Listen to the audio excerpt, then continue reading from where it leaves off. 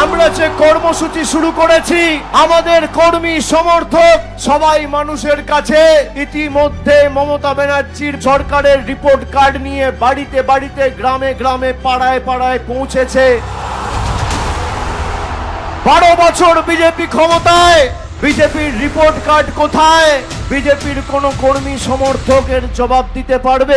যদি রাজনৈতিক লড়াই লড়তে হয় তাহলে তথ্য পরিসংখ্যানের ভিত্তিতে রাজনৈতিক লড়াই লড়া উচিত। নরেন্দ্র মোদীর সরকার বাঁকুড়া জেলার জন্য কি করেছে?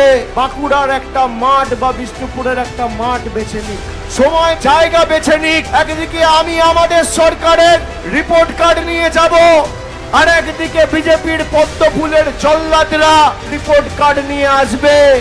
ফোকাটটা করে মাঠের বাইরে যদি বের করে দিতে না পারি, মানুষের সামনে মুখ দেখাবো না। বিজেপির নেতা, সাংসদ, বিধায়কদের প্রতি চ্যালেঞ্জ রইল।